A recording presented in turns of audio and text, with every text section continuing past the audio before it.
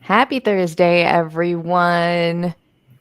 It's the new year. We made it to 2025. One of my kids who is 18 the other day goes to me. He was like, I said, "Oh, it's a quarter of a century." And he was like, "Oh my gosh, how did we get this far?" I was like, "You weren't even here for the first 6 years. Like, how on earth are you? You don't get to play in this game. You're not even a quarter of a Doesn't count. century old. You're not there yet." So, all right, we are up on YouTube. Hello, Hamilton at home. You guys need to admit that I am bad at connecting screen names, even if I know your last name from Facebook or somewhere else.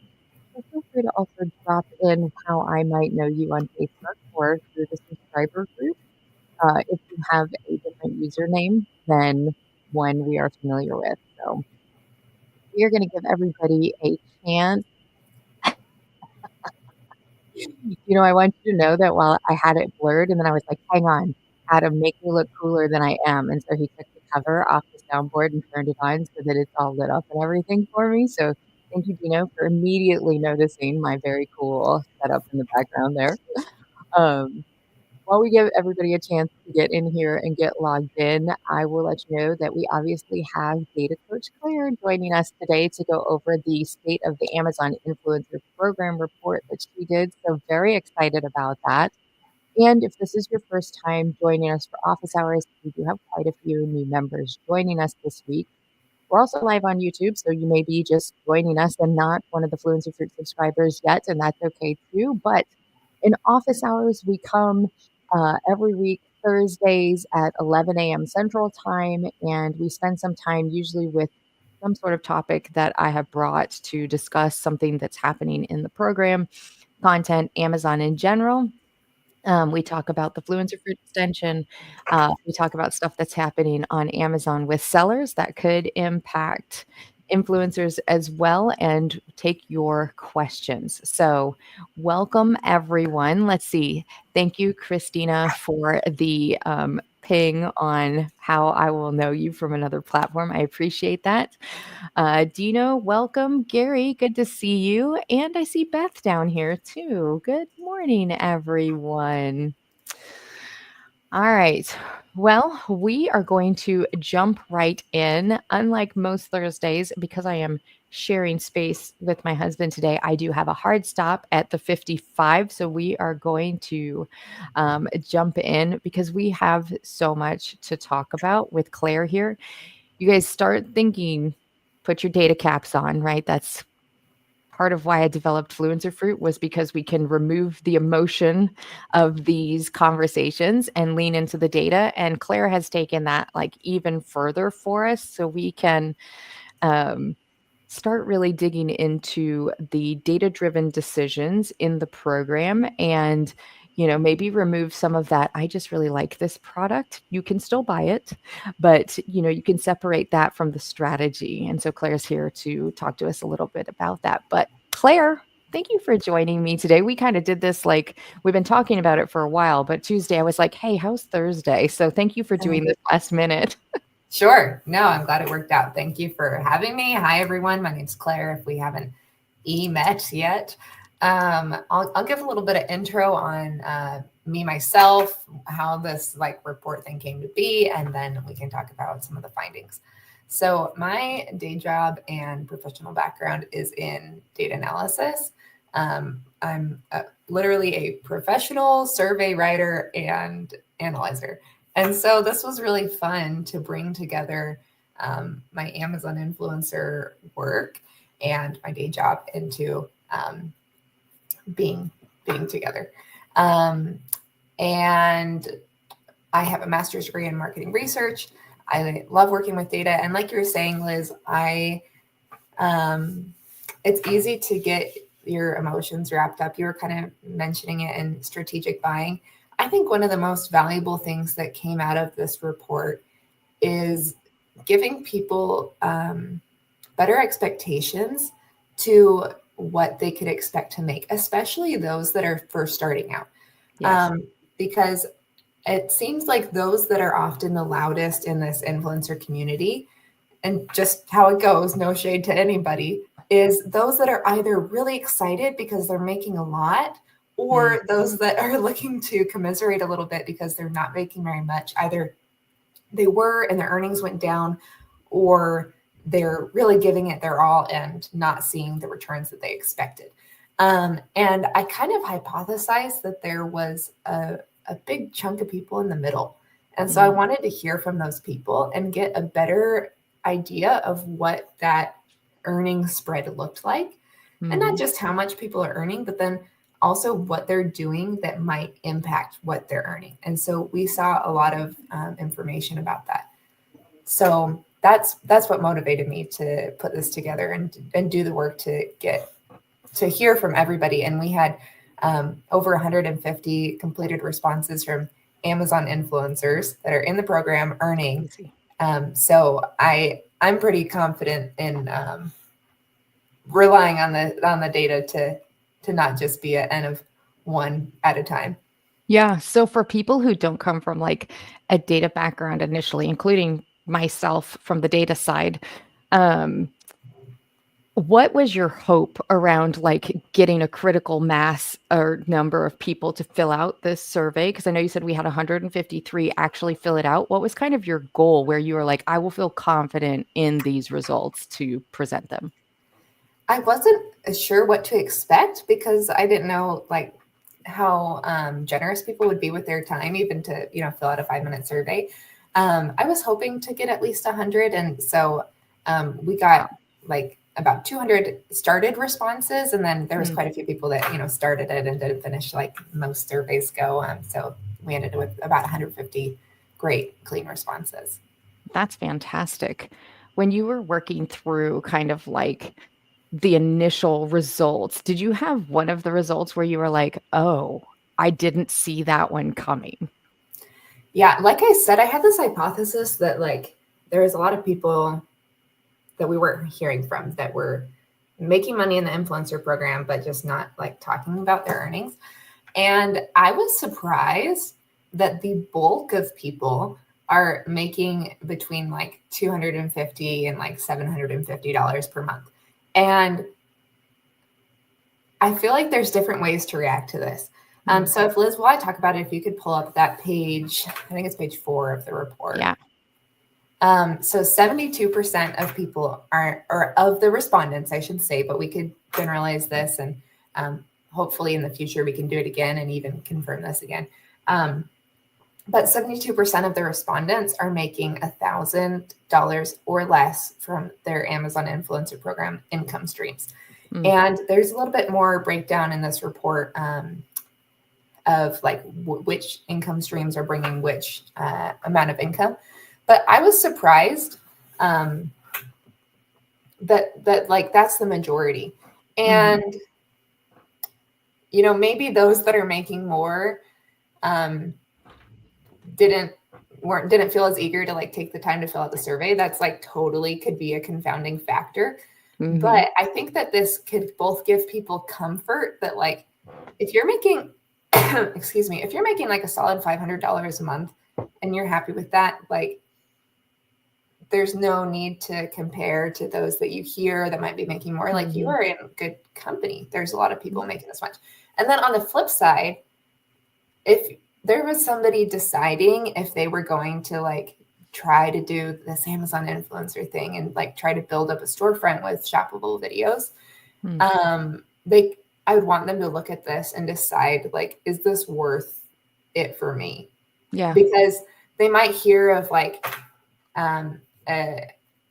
somebody on YouTube talking about like, I make $5,000 a month, I make $10,000 a month, and like think, oh my goodness, that would be life-changing. I totally want to do that. Yes. But the reality is like you can grow to that much, but it takes a lot of work, a lot of time. We can talk about that more later. And that's not what it is for most people. I do believe that most people with some good strategies can make a few $100s a month, and it's like a great kind of side hustle in that way. But to be making thousands, to have it like replace your day job, that is not what the majority of people are doing. That's like 7% of respondents are making over $5,000 a month, and none of them got there in their first month overnight. Or if they did, that hasn't happened recently. Yeah. Yeah. It says it's too hard. I think I should be the only one in Amazon influencer program. Yeah, we would all love to be the only one on any of the carousels, right? And Claire, kind of to your point, like when the program started, it was that blue ocean, right? And so a lot of people got really accustomed to easy money. And so you hear people who've been in the program for 3 and 4 years where they're like, oh my gosh, I used to make 4 times this with half the videos and everything else. And anytime a program kind of like goes from blue ocean to like what is going to be a more stable infrastructure for long term, you always see that huge cut in commission for income for that original group down to what will be kind of like the ongoing. And I think a lot about this with AIP. So when I started developing Fluencer Fruit, I'd gotten started, I was making videos. And 15 years ago, I was a single mom with 3 little kids with not a full-time income, right? And I think a lot about the fact that $200 to $300 a month would have changed my life. And I was looking for this, right? Yes. So like part of my vision for this has always been tools and also some way to help whoever's in that situation as well. Like it's not always tens of thousands of dollars that's life-changing. For some people, it's $200 to $300, and that would have been my groceries for the month or whatever the case is. And this really is still an opportunity to be able to hit those numbers and beyond, just depending on, I think one of the things that I loved the most in this was 43% have been earning an AIP for over a year. And because I get a lot of people who want to do demo calls and they're like, I want to make $5,000 a month. It's like that magic number. And I have immediately started pulling from your report. It takes about 18 months. I just want to set it for you. Like it takes about 18 months of work for you to get there, even if you're doing 16, 20 hours a week. 18 Yeah, hours. let's go to that part of the months. report. So this is in 11? Yeah, I think 11. There we go. So let's talk about this like time per week and years. So there's a comment from I think his name's Steven, the Bullets for Bucks, of saying like in my first months I was at 15,000. I think that, like you were saying at the very beginning of the program, people were able to build to over 5,000 really quickly. Mm-hmm. And so I don't want to say like that's impossible, but maybe now that's not the norm at all. And to set that expectation. So if we'll go all the way down to the part that's like the people that make over 5,000, let's see. It's like the part with the red heading. There and we if go. you guys don't have a copy of this report yet and want one, I think Liz put the link. It's for free. You just put in your email and it'll email you a copy of the report. So scroll down to page 22. Okay. So what this is there were 13 people that responded to the survey. And if you could zoom in a little bit, Liz, so that it's a little bigger on our screen. Thank you. And the top chart is what I'm looking at. 13 people responded to the survey that said that they are making at least $5,000 a month. And of those people, none of them have been doing the program for less than a year and a half at the time of answering this. What's funny is, no, this is about data, not anecdotes. I was going to say, I just made my first over $5,000 a month and I've only been doing it for a year. But this is about in general. So we could say at least a year and a half, unless you're Claire.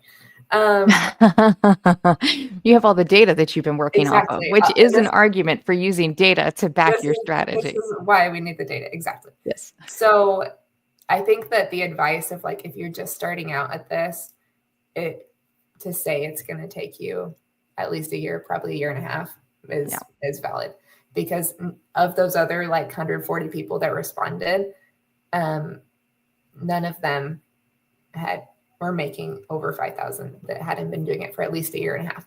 So part of that is that they've been putting all of the time in for over a year and a half. And I think part of it is kind of that, like you were first to the game and got some good placements. That is kind of like an unearned perk of having done it earlier, but like, great. Good for you. Wonderful. Yeah. I still believe that there's some space for that first mover advantage. So like, and I will say that this is not a data backed comment. This is more of an anecdotal gut feeling around it. Um, but when you're doing product research and being one of the first one or two content creators on that carousel, I do think that there's first mover advantage to that, right? So like when I look at my videos, and granted they are older now, so they have been on that carousel for long periods of time, but like the ones where I was the first one or two are the ones that I tend to live on, right? Like you have more time uncontested to make conversions, to get those likes. And Amazon doesn't tell us what their formula is for why you're placed on a carousel or why you stay there or for how long or any of those things. But just kind of like has watching. to be mathematical. Yeah, It has to be there's not some something. intern saying like, okay, shuffle the videos. Like if there's some algorithm, there's some formula behind this. And so I think you're right that even though we don't know which factors it is, if it's view time, conversions, helpful votes, maybe that's all there is. Or, some combination of how those are weighted. Yeah. Any of those is better if you're in a semi-empty carousel. Yeah. Because if you're the first one to the carousel, then anyone that's going to watch a video is watching yours. And then anyone that's going to convert anyway, you're getting that conversion. So I think that you're totally right that any advantage that those have had that have been in the program longer is because they were to an empty carousel. And so I think that that's a takeaway that anybody could use, that there is extra value to that empty carousel beyond like, I guess, other factors. Yeah. Well, and if you think about like, so the last Jungle Scout report that I read said that there are like 2,700 brands launching on, or products launching on Amazon daily. Right. So like a lot of times we get stuck in the like, oh, but the high sellers are saturated or this is saturated. But truly, like there's so much growth on Amazon that those types of carousel opportunities are always going to be there. Now, sometimes you take the risk with the seller, right? They're launching. You can see they've optimized their listing. You can see that they're spending money for sponsored ads. They just don't have the sales volume yet that you really want, but it's a good like listing. Sometimes you take that risk and sometimes you win and sometimes you don't. But I could foresee that that's kind of like, all right, yeah, the top best sellers that have been on Amazon for 10 years, yeah, those are really competitive at this point, but there's always new people joining. I mean, you can still launch as a seller in 2025 and make money. So there's always going to be opportunities for us. Mm-hmm. Yeah, I agree. Yeah. Let's see here. Did you have something that was the least surprising? You were like, this was my hypothesis. I knew this was coming. Like everybody, this just is a no-brainer to me. Yeah, I think you're going to the right spot, Liz. Let's go to page 18 and check this out. So especially in this Fluencer Fruit community, we know Fluencer Fruit is amazing. We know you can't do this without software if you want to do this well. And so this was cool. So I asked people about their software use and about their monthly earnings, and then did some math about what's the average earnings of those that do and don't use each of these softwares. And so a caveat of this is like people could say they use multiple, but if so people can be in multiple of these buckets. So those that, let's zoom in a bit, those that don't use Fluencer Fruit make an average of $691 a month. And those that do use Fluencer Fruit make an average of $2,900 a month. And Jungle Scout is a big jump too. And with some of these other softwares, I thought it was kind of interesting that like those that said they didn't use the software earned more on average. And I think that that's not necessarily saying if you use IPX or use Viral View, you're going to do worse. No, because using software is good for you. But I think what that's saying is that those that really know what they're doing are using the best softwares, which are Fluency Fruit and Jungle Scout. I think that's a really good distinction. It did take my mind like a little bit of time when I was looking at this. I was like, oh, they don't use Fluence or Fruit. Oh, I get it. Because they're checking yes. So it's basically calling out anybody who didn't check yes in each of these categories.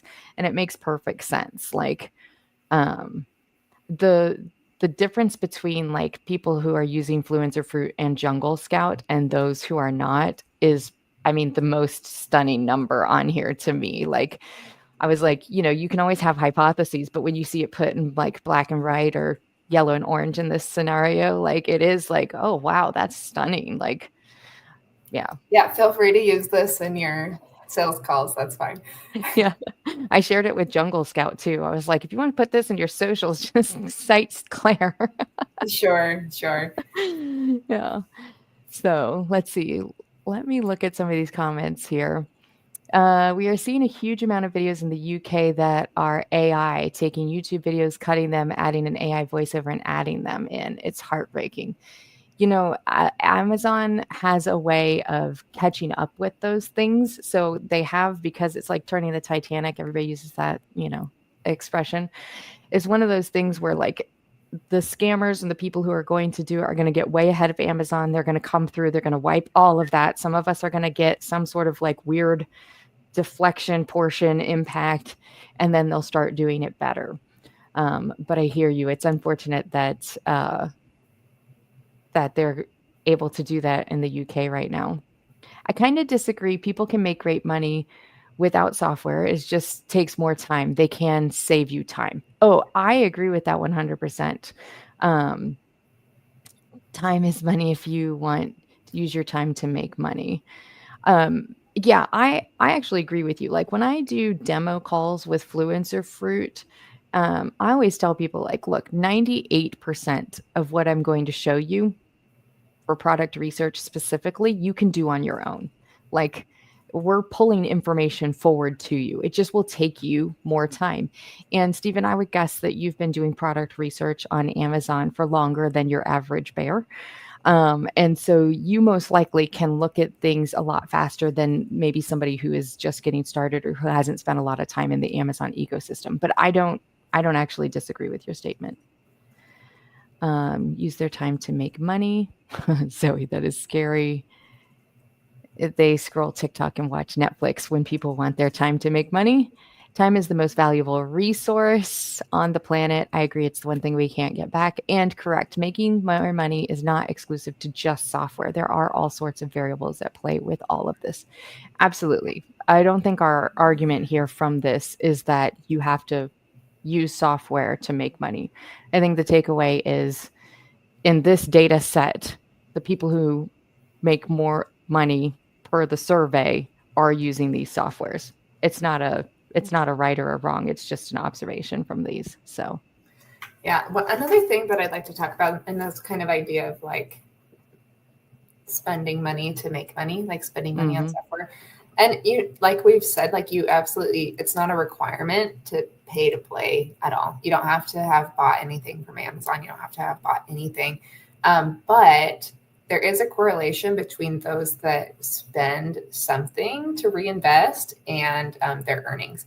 And so I found in this, because I asked people about like what are essentially like their business expenses and their earnings, and it was correlated, but not quite as tightly as other things that we looked at. Like the correlation between number of posts and earnings was a lot tighter than this, like monthly expenses to monthly earnings. However, I think it was still like about 0.5. It says there in the report. Excuse me. But on average, people spent about 10% of their gross earnings on business expenses. And this could be things like software, outsourcing to a virtual assistant, buying products to review. And so this doesn't include taxes, or at least I hope people didn't include their taxes in that. But then I also found that I looked at those people that were making over $5,000 a month, and their average was about 14% of their monthly earnings. Okay. I personally, anecdotally, do a lot of buying products to review and like strategic buying, and not even things that I will necessarily use, but things that I find will be good product opportunity. And so my reinvestment ratio is about 20% personally. But again, that's an anecdote, and we're just looking at these other 150 people, what they have to say. Yeah. So Out of curiosity, in the report, and I don't remember, I did the survey, but did people talk about like what they were investing, like what their business expenses are? I'm curious, like what percentage of influencers are using video editors, for example. Like, I know that you said like it included all of those things, including reinvesting in product and other business expenses, but I was curious if you broke that down at all. Not this time, but I'm thinking in a next survey, that could be a cool question to ask. Like, okay, if you reinvest, like, let's break that down. Yeah, I'd be curious just to know. My initial assumption was this was reinvestment in products. But then when you said that, I just kind of started thinking, I was like, oh, I wonder what else people like, we're getting ready to rehire a video editor, right? Like we've had one in the past, have been doing it ourselves for the last couple of months, getting ready to rehire somebody to do the editing because I just don't, it's not something that hits my priority list, right? I'm curious how many people are outsourcing those sorts of things. And the other thing I'd be curious about is what tasks people are using their VAs for. So like people talk a lot about what do you give your VA, because we don't have separate logins for different user types, like how are people maximizing like what somebody else can be doing? Sure. Yeah, this question in the survey just asked an aggregate, and I think it listed some examples of things like I said, like software, like a virtual assistant, like products to review. That didn't break it down between those categories. Yeah. Let's see what we've got. Stephen says, I do believe you now have to buy products to make a lot of money. Gone are the days of just reviewing free items and making bank. Yeah. My top 8 out of my top 10 sellers each month by revenue are almost always products that were targeted purchases. There we go. I can read. Oh, Stephen, I'd love for you to send that to me. We're in final stages of interviewing, but I'd love to see if you've got somebody that we can add into that. Can you share your thoughts on the difference in earnings per video and AIP between high and low income levels? Sure. If you go to page 15, Liz, there's a little bit of a breakdown here. Yeah. So one of my favorite things in this analysis was this idea of like earnings per post. And if you look at this big table and you're like, this is too much information, we'll walk through it. It's okay. Take a breath.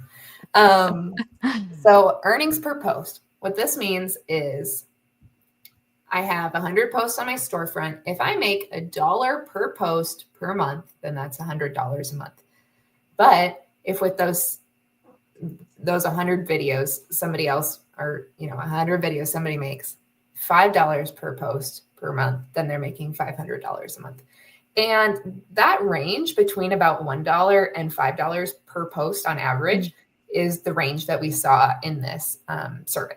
And that's including all of the income streams between on-site, off-site, international, like a third-party commission website, like Logi, Creator Connections, everything together, assuming that you're kind of repurposing that content across those income streams,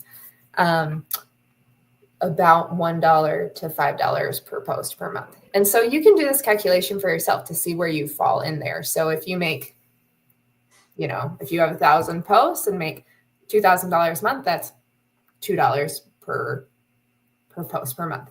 And by number of posts, I mean posts on your storefront.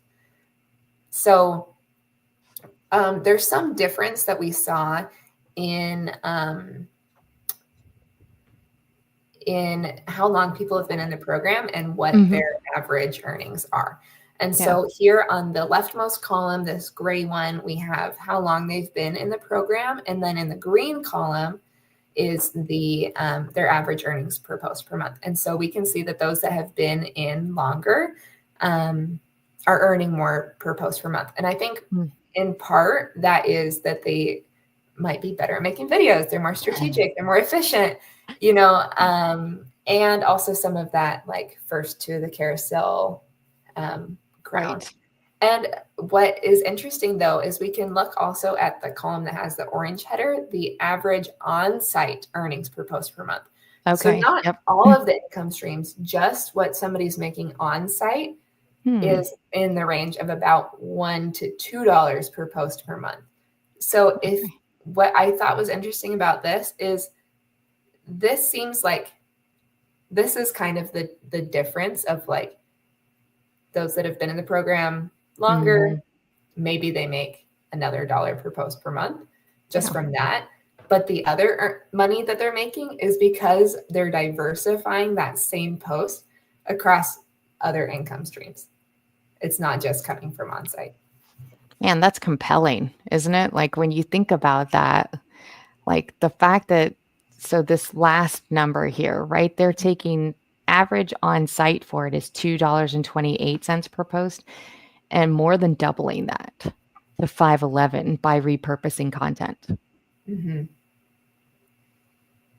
Yeah. Are you repurposing content? What? Out of curiosity, are you repurposing content? Is that part of how you hit 5,000 in 12 months?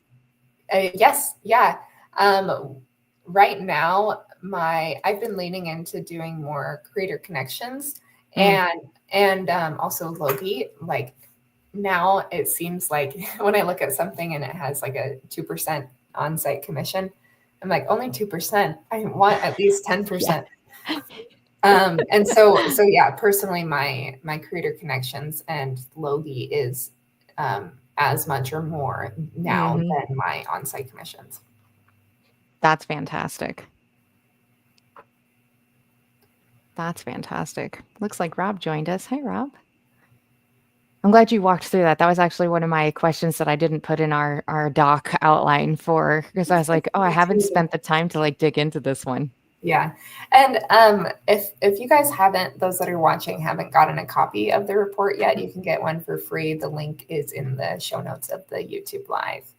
Yeah. Logi for the win. Yep. Hey, Carl. Good to see you. Okay, so I wanted to ask you, because we've talked a decent amount about like individualized data, and obviously you have now hit your 5,000 months, or $5,000 month. There we go. 6 months faster than your average person, right? So I'm curious because you're launching coaching, and I'm curious, what are some of the like data sets that you would look at with somebody, and what kind of like areas of adjustment do you think that people can make by looking more in depth at their own specific metrics? Sure. I would kind of break down how we use data in the Amazon Influencer Program into kind of like 3 parts. The first part is before you're making any video, the product selection, and a little bit of like how you're prioritizing the products in your queue. So like the pre-video creation. And then a next step is like as you're filming, creating, doing your video queue, how you're choosing to make those videos, but then also like kind of the data spreadsheet skills to keep track of that. Like sometimes people do great doing like pen and paper, and sometimes people might be able to be more efficient if they like had a cool spreadsheet set up for that. And so in addition to like some coaching or courses on this type of thing, I'm planning to make some like spreadsheet templates for sale. Like here's a spreadsheet set up for you with the metrics you'd probably want to track and like some little automations made, and here's how to input your data. And then another part of data analysis that is here is the reviewing your success or lack thereof after your videos are posted. So I know Kathleen talks about this a lot in her content as well, but like not skipping the step of monitoring your videos, because you really can do a lot to use your Fluencer to check your video placement, check which video might be tagged to a product that's not there anymore. And I do think that in general, each video kind of has a depreciation to it because the products also have a depreciation life cycle. Right. Like the same best-selling toothbrush is not likely going to be the toothbrush for the next 10 years, like maybe a year or two, and then it's going to get replaced by the new model or something. And so sometimes I see people online complaining about like, I've hit a threshold. I'm maybe being throttled. And I do think that there's ways that sometimes Amazon makes business decisions that we don't like how they affect us. Like maybe decreasing placement opportunities in key Prime days or something like that. So there might be kind of like a throttling across the board. But at an individual level, I think that if you're hitting a threshold, that your efforts and your depreciation have intersected. That the amount of time that you're putting into it is now matching the depreciation of your previous videos. And so I think that there's things that you can do to offset that, to make your efforts more effective, more strategic, more efficient. To just both be quicker and smarter about how you're making your new videos, and then to decrease the depreciation of your existing videos. Yeah, Christina says, I would pay for that. Thanks, Christina. Lane also says it would be cool if there was a way for us to download our Amazon reports, copy and paste them into a template, and then have it spit out some analysis for us. I know that's something you have talked about. Exactly. Yeah, and I totally want to do that, like make a dashboard, like here's your Fluencer Fruit download, here's your Amazon earnings download, and just paste it here and then go over to this tab and look at your dashboard. Yeah. And I think that because there's so much need for data analysis and it's like so many places you can use it, I'm going to like survey the audience a little bit of like, which one should I start with? Because I don't have a ton of time to put to this. I've got like 2 little kids and a day job, but I love this too. So I'll start with, a few at a time, and over the next few months be able to build it out. Absolutely. I love that. I'm excited about it too. Once you've got that, we'll do another like live office hours so that you can walk everybody through it. And then, so everybody can get a good like first look at it and then go and buy it from you too, obviously. All right. I had a couple questions. Stephen, I see yours about the extension. I want to about that. Joshua first, Logie, LOGIE.ai, and I'm going to add that to the chat here. So Logie is a third party. They are an Amazon ads partner, so compliant with all Amazon terms of service. And what they do is basically they work directly with brands and they work directly with content creators. And they allow the brands to increase what they're paying to the content creators. They are currently the only third party that works with on-site content as well as off-site content. And so when you're in Logie, I've talked about this a lot, but if you haven't heard me say it before, one of my best products right now is a Life Pro red light knee brace that I got. I was looking for a knee brace. I looked at Logie, found that Life Pro had one, bought that.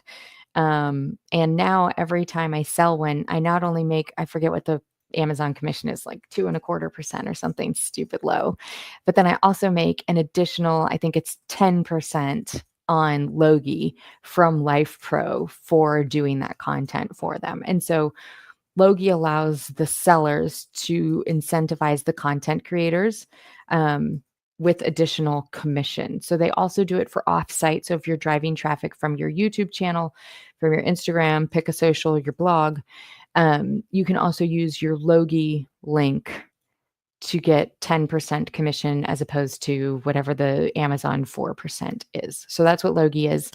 And Eileen, feel free to jump in and supplement that. I know that you spend a lot of time in the Logie community and can probably speak more about that.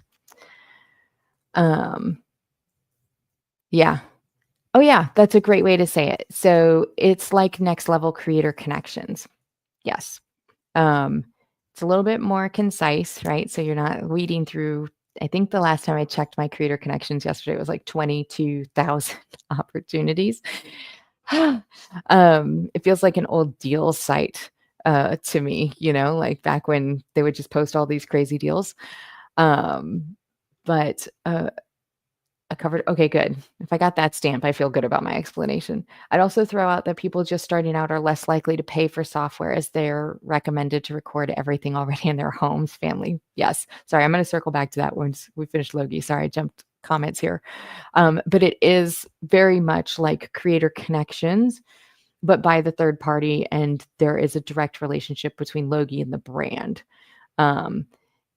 Yeah, the thing that I haven't had super great luck with recently, and this is no shade, this is just I don't spend as much time in Logi, but like is getting 50% off coupons for samples, or any sort of samples, which is not necessarily different than creator connections. So, all right, let's move over to Cameron's.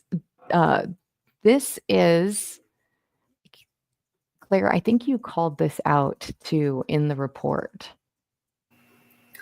I don't know if I talked about like record everything, and I have mixed thoughts on this, Cameron. But this idea of like a confounding is that those that are making more are ready to buy software. Yeah, that could be the case. Sorry, go ahead. The other thing that like with this piece of it is part of why I built into Fluencer Fruit the order history was to help people in that very first stage record everything around their house and everything to make sure that people are focused on the best opportunities that are already in their house in that order history, because so many people get that advice. And I don't actually disagree with it. I'm probably like you, Claire. I have ambivalence around it. Like, I think it's good advice. You can get started. But if you're doing $20 items, it gets discouraging really quickly when you're looking at like 10 and 15 second or 10 and 15 cent like commissions. Oh, Cameron. Okay, no worries. Yeah, I kind of want to speak to this idea of like this advice to somebody just starting out to record everything. Yeah. I think that somebody starting out with this advice needs to think of it as you are learning how to make review videos. Yes. And that's why you should record everything. Not necessarily because each of these new videos is going to bring you money.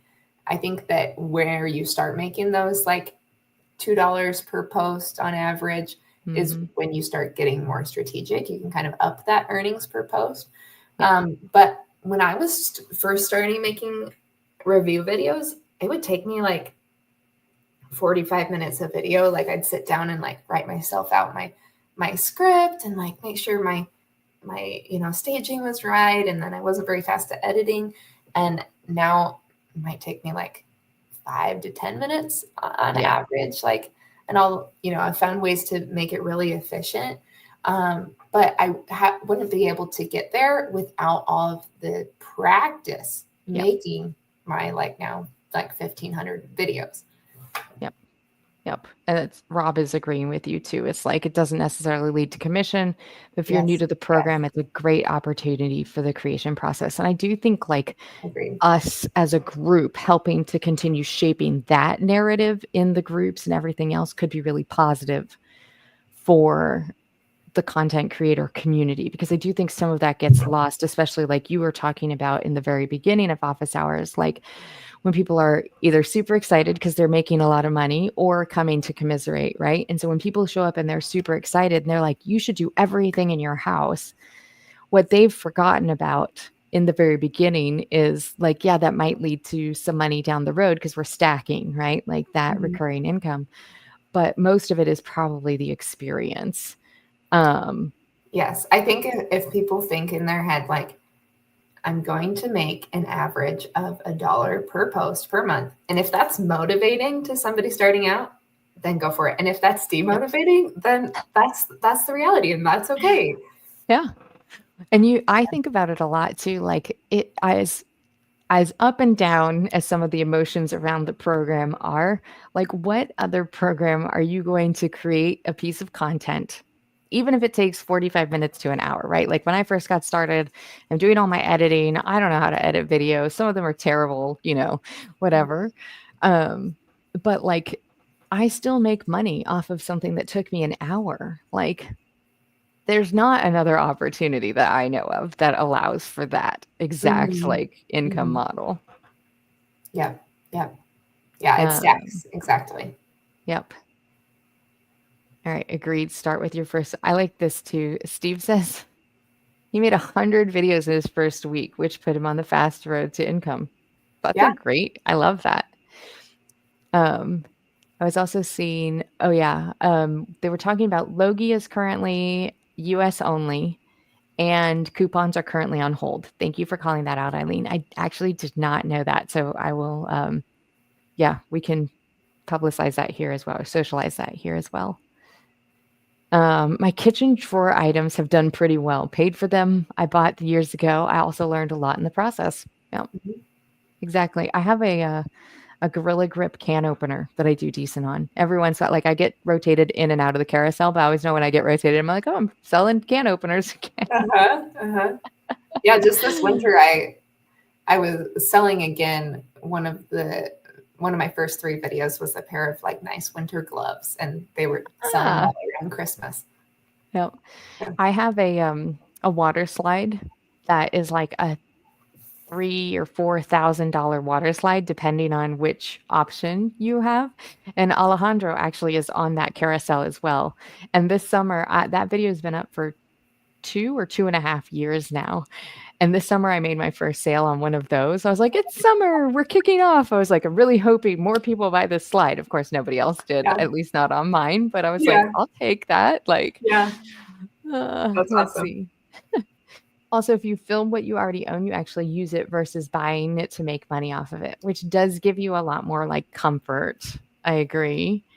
My water slide brag. Listen, I'm going to brag about that $3,000 water slide literally every time it sells, which so far is once. So I'm going to talk about it I'm going to eat off that for years. Yes. Let's see here. I have been filming full-time for over 3 years now.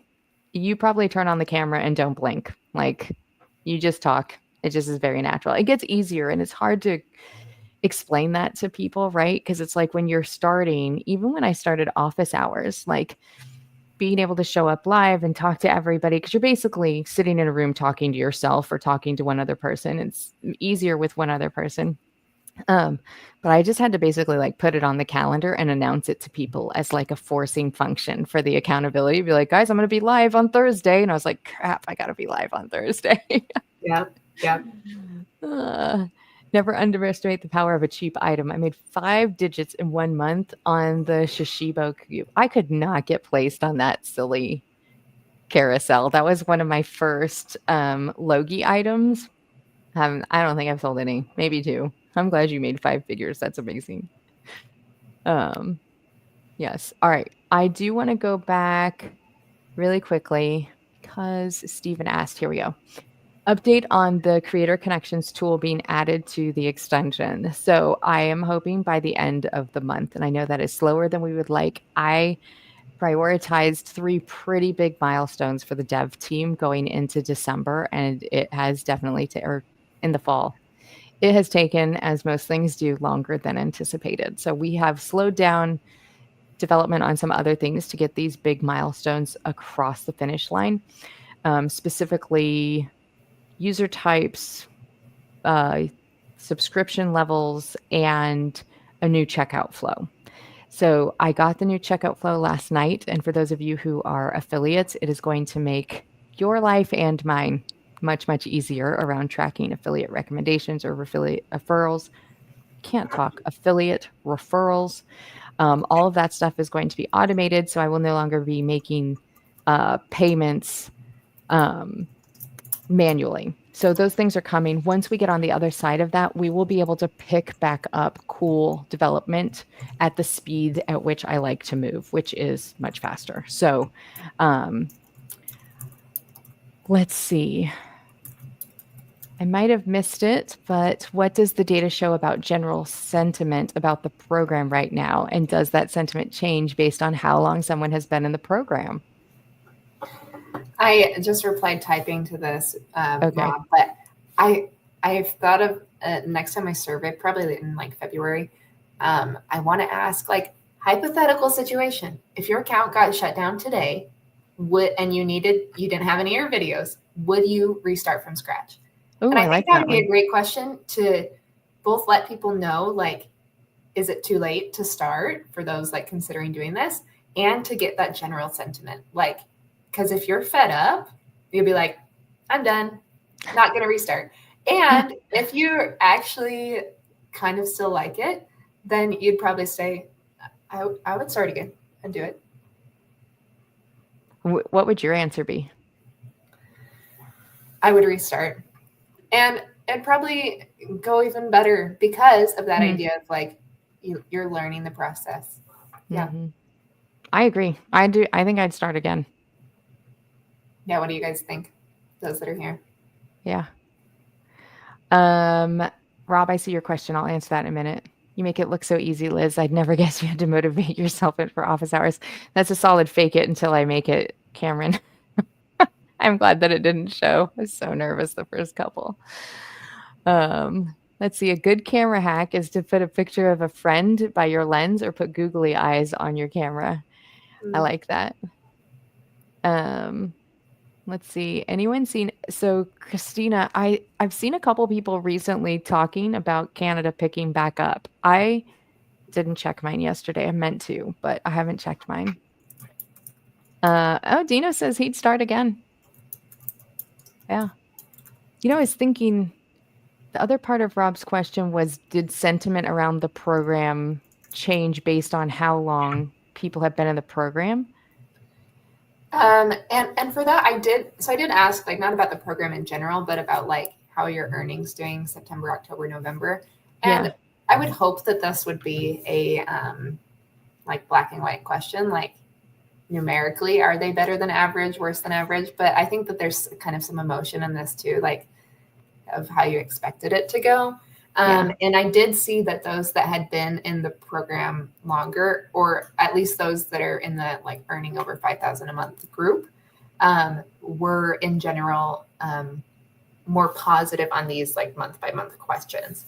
That they weren't saying every month is worse than average. That's funny. Beth says, yes, I'd start again. I think it would be easier knowing much more than I knew.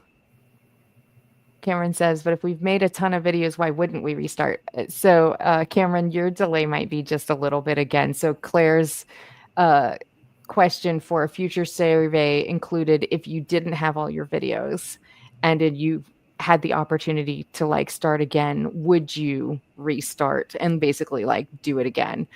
Or maybe like if you were back at the beginning, knowing what you know now, would you start again or would you still do it, sort of deal? Sure. Yeah. All right, we got a couple more minutes. I had a Germany sale yesterday. I don't speak German. I love that. Germany for a while was like my second best performing international marketplace over the UK. I think now, well, we have this conversation every time, but now it's like third or fourth, and they've gated. Now you have to have German in the video. But when I uploaded mine, English was still a supported language. So I think they'll probably make that change more permanent. But Rob says that also brings up a good point. Make sure to keep copies of your videos in case you do have to restart. Yes. Yeah, getting your account somehow shut down, even, because of an Amazon situation, not because of anything you've done, could be very disheartening. So make sure you have all of your stuff either on an external drive or in a Google Drive. I pay for, what is it, like 1 terabyte of storage on a Google Drive for like $9.99 a month. It's nothing. All right. Quick answer for Rob. Your question was brief overview of what the creator connections functionality in Fluencer Fruit will be. And the basics around this are that it will help you match better search in creator connections and help you match better products that you have on hand, either in your content library or in your order history for items that are in Creator Connections that have additional commissions to them. So that's the basics. Yeah. Keep your videos and upload them all to YouTube. My Amazon videos make AdSense money in offsite sales. I've got to just do this. I just keep putting it off. Do you have a YouTube channel for your reviews as well? Yeah, I do. And that's one of the things that I delegate. I have a teenage helper that uploads my videos to YouTube. I like that. Maybe I need to use some of my teenagers for. Thank you, Christina. It was good to have you join us. Let's see. Yep, Elaine, it does not surprise me that you're at 5 terabytes. Order history is one I got asked about a bunch. People will love that. Yeah, same. I just think, Amazon's pulling from our videos, which is fine, but order history to me makes a lot of sense because you have it. You might make something for it if it's a Creator Connections that you wouldn't have done just because you own it in general. So, yeah. Claire, thank you so much for joining me. I really am so glad to have had you. Guys, I'm putting the link to the report again in the comments. So if you haven't picked it up, jump on over there. Any parting thoughts or comments for everyone? Fun to be here and like fun to get into our own anecdotes and also balance that with the data. Yeah. Mm-hmm. Absolutely. Also, guys, if you're in the Fluencer Fruit group or if you're in Kathleen's group and you have a question for Claire, you can tag her. She also I have her YouTube channel, the Stand Store, and she is at the bottom of the report is her email address as well. So if you want to reach out to her with specific questions, but if you're wondering about your data, like having Claire dig into it and give you insights is going to be fantastic for your 2025 strategy. So just a plug there to reach out to Claire, tag her in something, ask her questions in the groups, but also reach out to her personally. Yeah. So, all right, guys, happy office hours. Happy New Year. It was good to see you all. Claire, thank you again for joining me. And we will be back next week, Thursday, 11 a.m. So we'll see you then. Sounds good. Bye. Bye.